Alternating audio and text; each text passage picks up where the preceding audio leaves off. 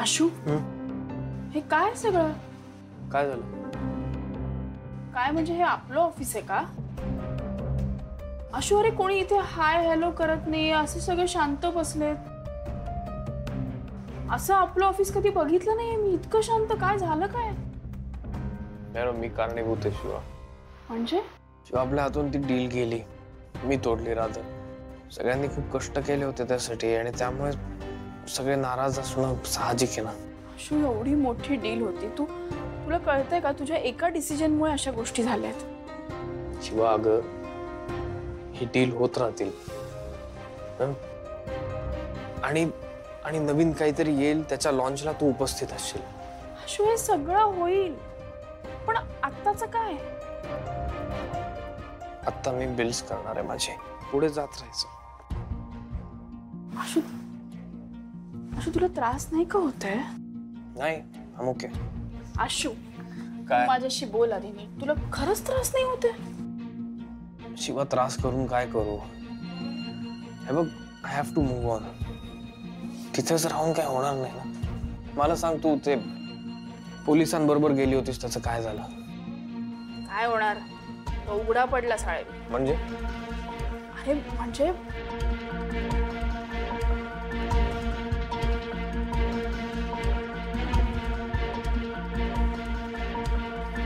बात आहे, आपलं काम तर सोपं झालं आता. पोलीस पण त्या ड्रायव्हरला शोधतायत. शिवाय लवकरात लवकर रॉकीला न्याय मिळेल बघ, सगळं सॉल्व्ह होईल. आता तू घरी जा. पोलिसांना काही कळलं तर ते आपल्याला कळवतील.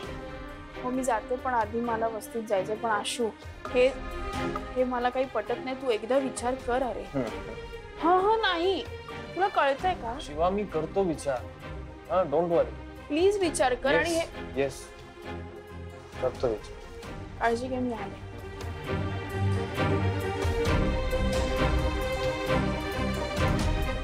संपदा, अगं संपदा, संपदा कुठे गेली असेल ही?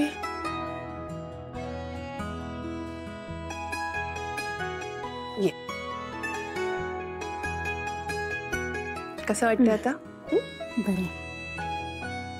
बाळा आज तू खूप छान आणि फ्रेश दिसतेस. बरं वाटतंय तुला असं बघून. आता असंच राहत जा. हा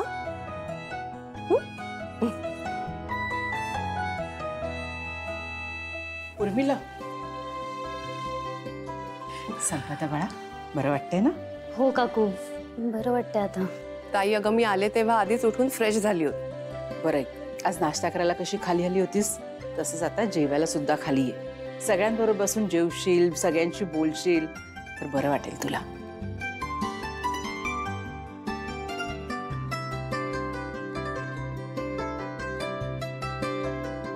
उर्मिला, संपदाला असं बोलताना बघून किती छान वाटतंय ग. रोज देवाकडे प्रार्थना करत होते, आपली संपदा बरी होऊ दे, पुन्हा घरात बागडू दे.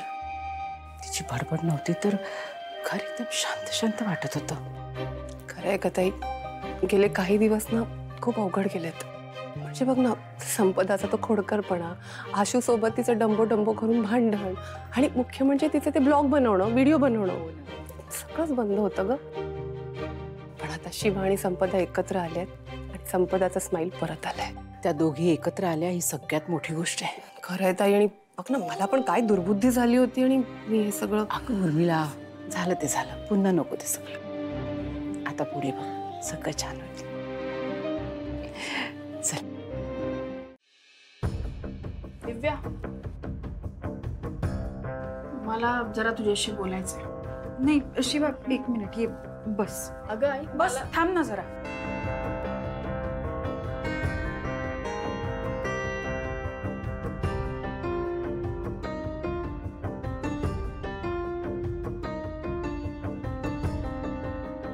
नाही नाही, आधी माझं ऐकून घे.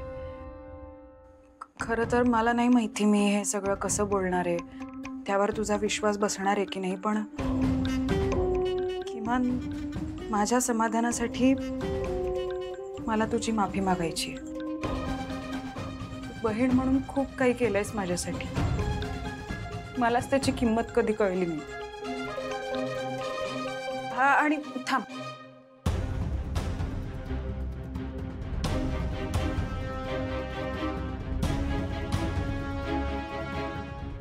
हा प्रसाद घे. आज या घरात मी पहिल्यांदा माझ्या इच्छेने आणि आनंदाने जेवण बनवलं. त्याआधी हा प्रसाद केला, एक नवीन सुरुवात म्हणून. खाऊन बघ कसा झालाय.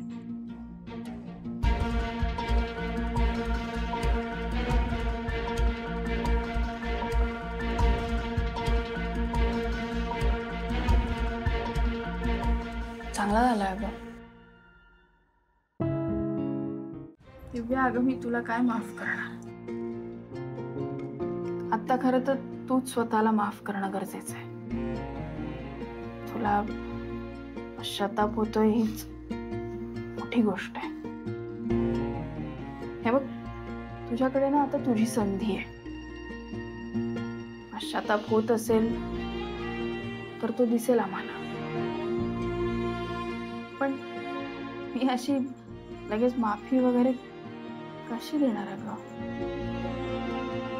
पण एवढं सांगते की माझ्या मनात तुझ्याविषयी काही राग नाही आता.